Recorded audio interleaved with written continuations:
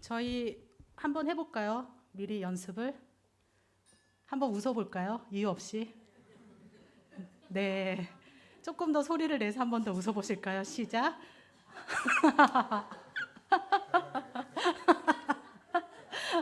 네, 웃으면 기분이 좋아지죠. 그리고 서로 좀 보시면서 칭찬 한 번만 좀 해주시겠어요? 아, 예쁘십니다. 진정성이 없어 보입니다. 네, 5월 한 달 동안 저희가 이런 기쁨의 달을 보냈으면 좋겠어요. 가정 안에서도 우리가 그냥 웃으면서 가정 안에 웃음꽃이 피고 또 칭찬하면서 가정 안에 화목이 깃드는 그런 5월 한 달이 됐으면 좋겠습니다. 다윗은 왕으로 기름 부음을 받고 난 다음에 굉장히 비참한 생활을 해야 했습니다. 그 중에 오늘 본문에 기록되어져 있는 말씀을 보시면 어쩌면 다윗의 인생 가운데 가장 어려운 시기에 놓여 있어 보입니다. 본문의 배경은 이렇습니다. 1년 4개월 전에 다윗은 사울을 피해서 블레셋 왕 아기스를 찾아가요. 그리고 아기스는 다윗에게 시글락성을 내줍니다. 그 편의를 봐준 거죠. 그러면서 그 시글락성에서 다윗이 사울을 피해서 있는 동안에 다윗은 아기스의 눈에 나지 않기 위해서 굉장히 눈치를 보면서 아기스의 비위를 맞추게 됩니다. 아말렉 사람을 치고서도 이스라엘을 쳤다고 거짓말을 해야 됐고 또 소문이 나지 않도록 모든 아말렉 사람들을 다 죽여야만 했었습니다. 거짓말을 하고 또 아부도 하면서 살아남은 것이죠. 이렇게 살아가고 있을 때 이스라엘과 블레셋의 전쟁이 시작됐습니다. 다윗이 어떻게 할 수 없는 상황 가운데 처해진 거죠. 블레셋과 이스라엘의 전쟁 중에서 어느 편에 서야 될지 모르는 그런 상황에 있었습니다. 그래도 자신의 생명과 자기의 사람들을 위해서 블레셋의 편에 서서 이스라엘과의 전쟁을 하기로 결정을 하죠. 그래서 전장에 나가기로 합니다. 그렇지만 이제 블레셋 사람들이 반대를 하는 거예요. 아기스 왕은 다윗을 데려가고 싶었는데 블레셋 사람들은 전쟁하다가 칼을 우리한테 겨누면 어떻게 합니까? 우리는 다윗을 데리고 가지 않았으면 좋겠습니다. 이렇게 이야기를 하는 것이죠.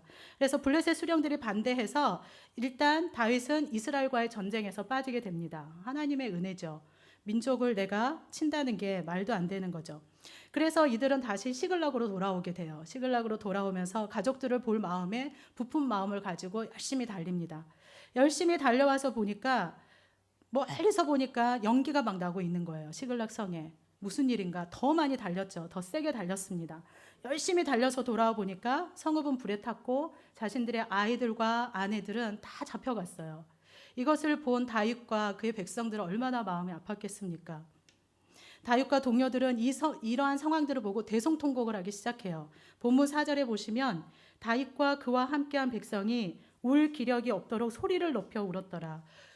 이렇게 굉장히 많이 울어보셨죠. 기력이 없을 정도로, 눈물이 안 날 정도로 눈물을 흘려보신 적 있으세요? 그렇게 울었다고 합니다. 그렇게 기록하고 있어요.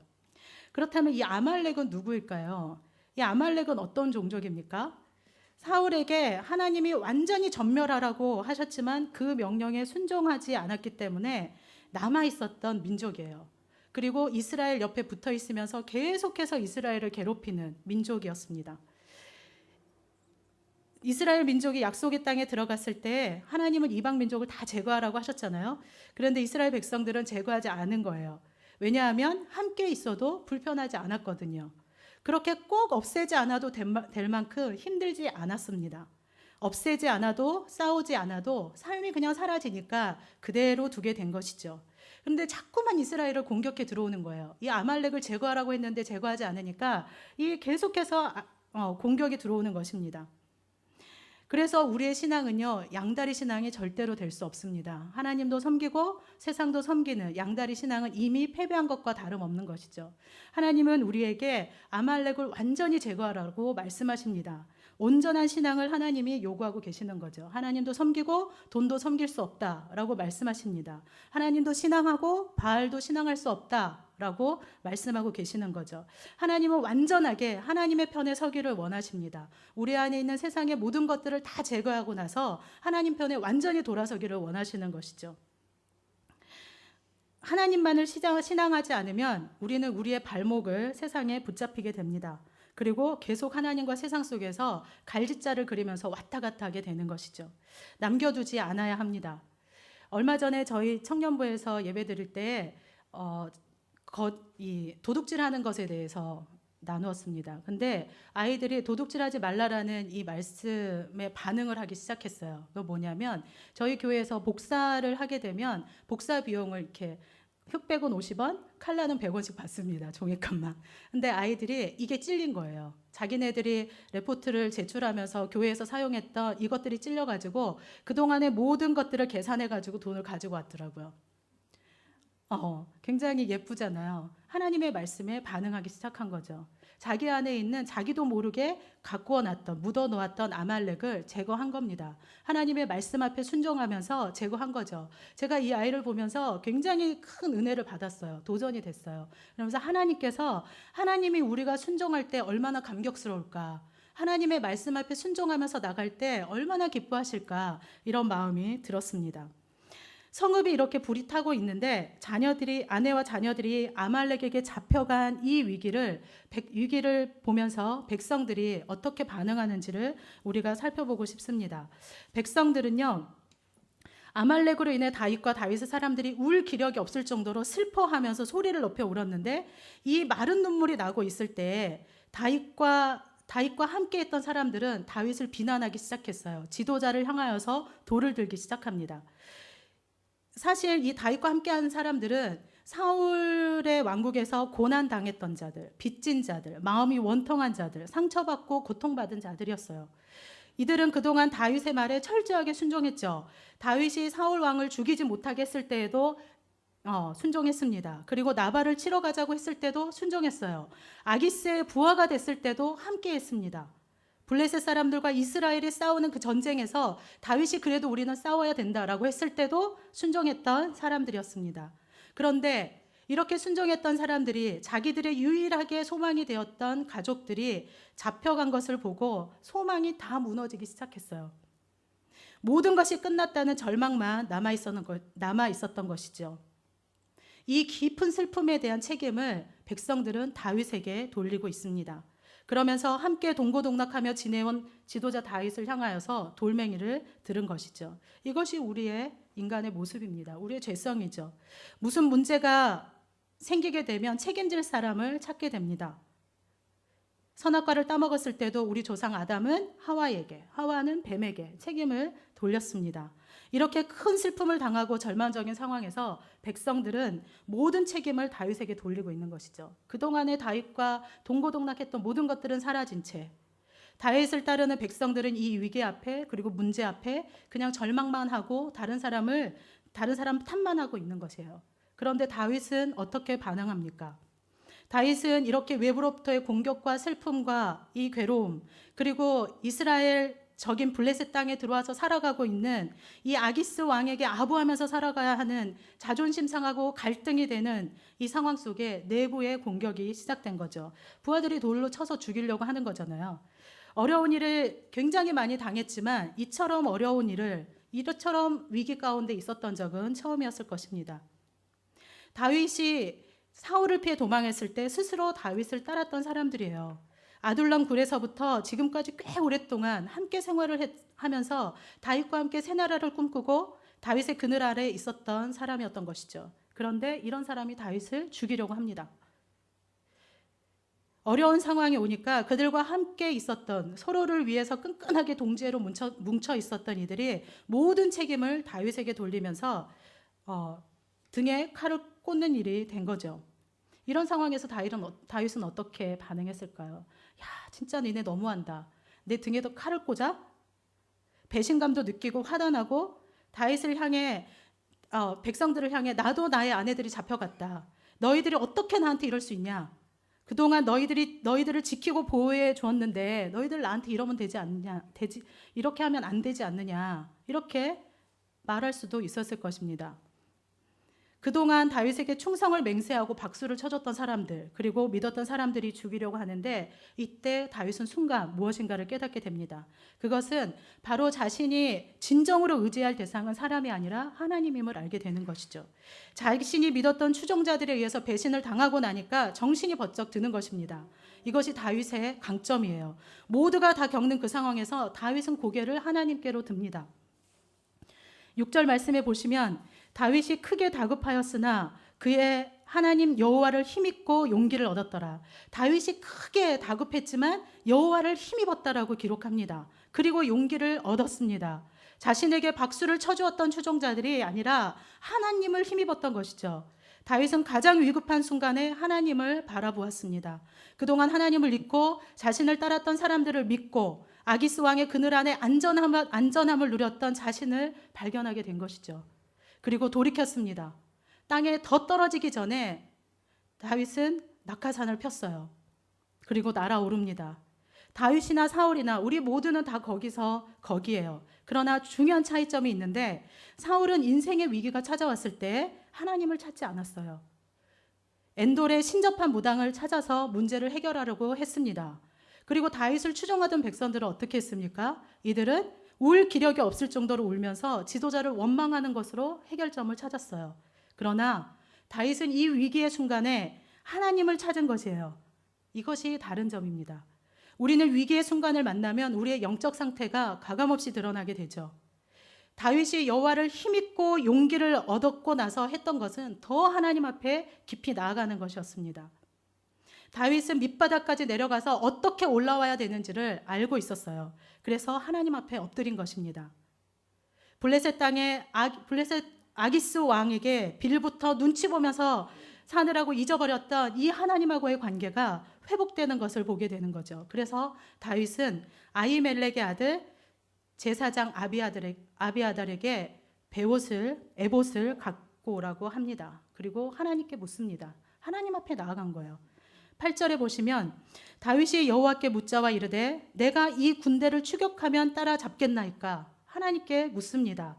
그 모든 상황 속에서 모두가 돌로 치려고 하는 그 다급한 상황 속에서 하나님 앞에 엎드린 것이죠. 그리고 하나님께 묻고 있는 것입니다. 그동안 사실 다윗은 하나님을 찾았다라는 기록이 그렇게 많이 기록되어져 있지 않아요. 다윗이 블레셋 땅에 들어왔을 때 하나님 제가 이 땅에 들어갈까요 말까요? 하나님 이 땅으로 피신할까요 말까요? 라고 묻지 않았습니다. 그래서 27장 1절에 보시면 다윗이 그 마음에 생각하기를 내가 후일에는 사울의 손에 잡히리니 블레셋 사람들의 땅으로 피하여 들어가는 것이 좋으리로다. 사울이 이스라엘 온 영토 내에서 다시 나를 찾다가 단념하려니 내가 그의 손에서 벗어나리라 하고, 다윗이 블레셋 땅으로 피해 들어가려고 했던 것은 자신의 생각이었던 것이죠. 자신이 계산하고 행동한 것입니다. 다윗의 생각으로만 결정하고 사울을 피해서 들어간 것이었어요. 다윗이 아기스 왕에게 피해 들어갔던 것은 2번 있었거든요. 첫 번째는 다윗이 혼자 가서 침을 흘리고 대문 박박 긁으면서 미친 척을 하면서 다윗 왕의 긍휼을 구했고, 2번째 아기스 왕에게 피해 들어갔을 때는 600명의 군사들과 함께 갔습니다. 600명의 군사들과 함께 갔으니까 정치적으로 이 사람들을 내가 이용해도 되겠다. 아기스 왕은 이들을 받아들인 것이죠.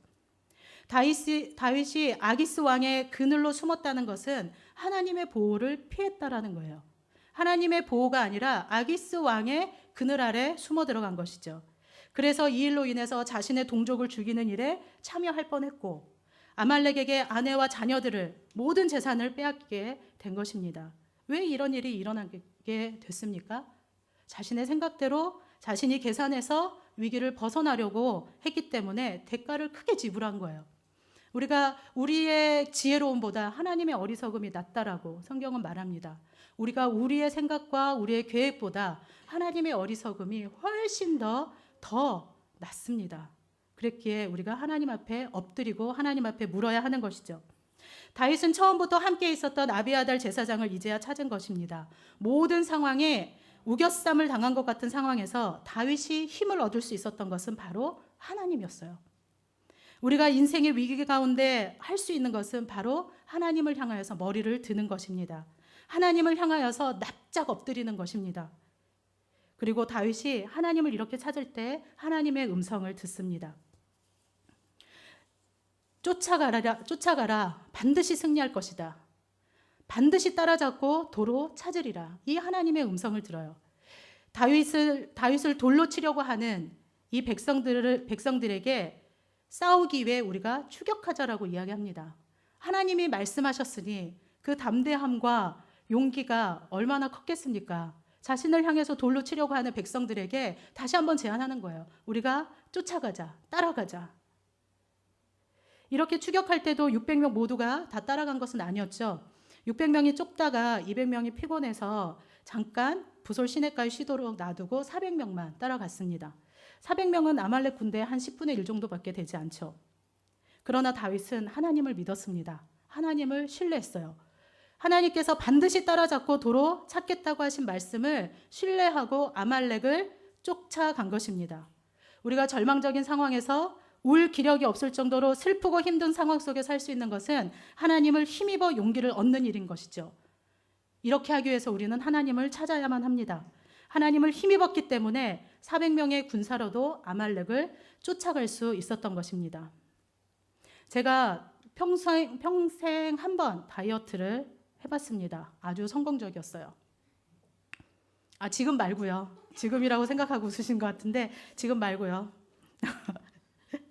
일주일 동안 정말 쫄쫄 굶으면서 뺐습니다. 일주일 동안 그렇게 굶으면서 빼니까 진짜 살이 빠지더라고요. 살이 빠졌어요. 그리고 와, 이런 맛에 진짜 다이어트 하는구나 라고 생각을 했는데 딱 일주일 딱 행복하니까 그 다음부터는 이제 다시 꽉 차오르기 시작하더라고요. 지난 후에 이제 그렇게 다이어트하고 나서 요요 때문에 요요예요. 요요 때문에 고생을 좀 하고 있습니다. 이러면서 돈 들이고 배고픈데 이제는 이렇게 해서는 안 되겠다. 더 이상의 굶는 다이어트는 안 하리라 라고 결정했습니다. 왜 이렇게 쉽게 돌아갔을까요? 그렇게 애썼는데. 근육이 없기 때문이었어요. 운동 안 하고 쭉쭉 그냥 굶기만 했거든요. 지탱해줄 근육이 없으니까 옛것으로 다시 돌아가고 만 것이죠. 우리도 은혜를 받으면 얼마 못 가잖아요. 은혜를 다 간직해야 되는데 은혜가 오래 못 가거든요.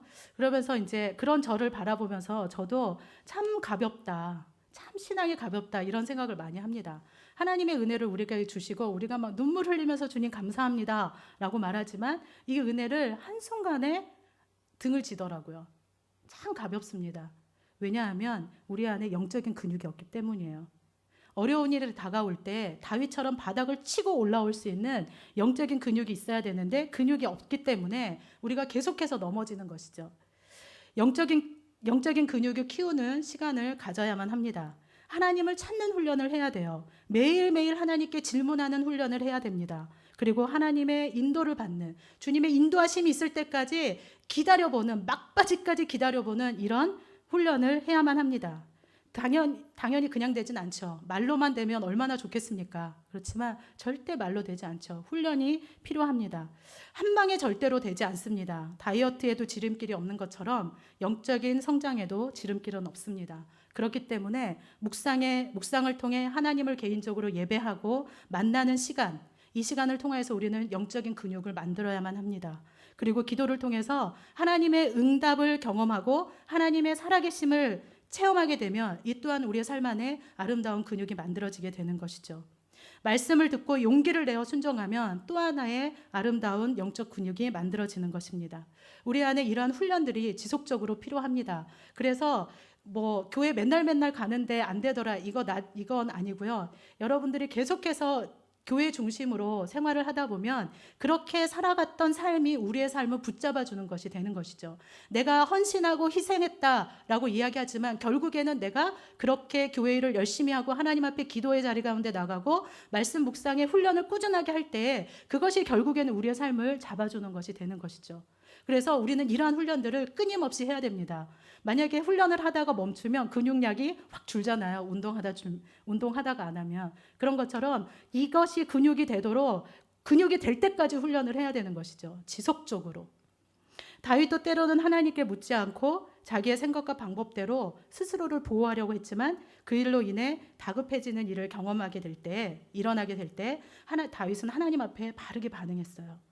치고 올라온 것이죠. 다른 사람을 원망하지도 않았고 그냥 우는 것으로 끝나지 않았습니다. 그리고 어떠한 다른 것에 가서 하나님의 뜻을 구하지도 않았어요. 치고 올라왔던 것이죠. 이러한 반응은 우리가 영적 근육이 붙어 있을 때 가능한 것입니다.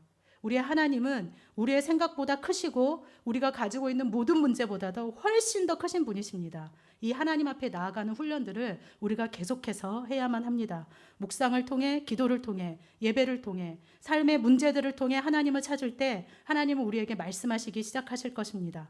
매일매일 지속적으로 근육이 만들어지는 것처럼 매일 꾸준하게 그리고 시간을 내서 하나님께 시선을 고정하는 훈련들을 하기 시작할 때 어떤 상황을 만나든지 간에 우리가 적군에 달리는 힘을 얻게 될 것입니다.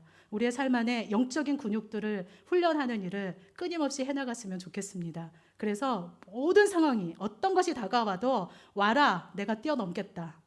이런 마음이 있었으면 좋겠어요.